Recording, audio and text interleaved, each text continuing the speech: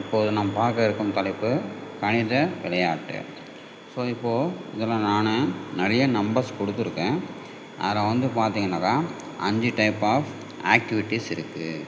So இது வழக்கமான முறையில் வர்க்கமூலம் காணதாக இருந்தாலும் சரி, இல்லை கியூப் ரூட் கனமூலம் கண்டுபிடிக்கிறதா இருந்தாலும் சரி, டைரக்ட் மெத்தடில் போடுவோம். ஆனால் சில நேரங்களில் இந்த மாதிரி எக்ஸப்ஷன் அமைப்பும் உண்டு. ஸோ இந்த எக்ஸப்ஷன் அமைப்பு பார்த்திங்கன்னா நான் 5 டைப் கிடச்சிருக்கு. அதில் முதல் டைப் ஸோ வர்க்கமூலமோ கனமூலமோ ஸ்கொயர் ரூட்டோ கியூப் ரூட்டோ அதில் உள்ள நம்பர்ஸோட டிஜிட்ஸை ஆட் பண்ணி அந்த நம்பரை சப்ராக்ட் பண்ணால் ஆன்சராக வரும். இது முதல் டைப்.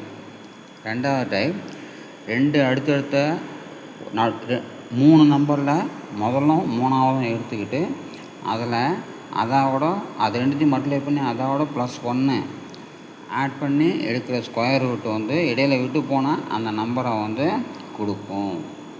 அதே மாதிரி அடுத்து பார்த்திங்கனாக்கா 1லேருந்து 4 வரைக்கும் இருக்க நம்பரோட க்யூப் பண்ணி ஆட் பண்ணால் அந்த நம்பர்ஸோட ஆடு ஸ்கொயர் ரூட் ஆன்சராக வரும்.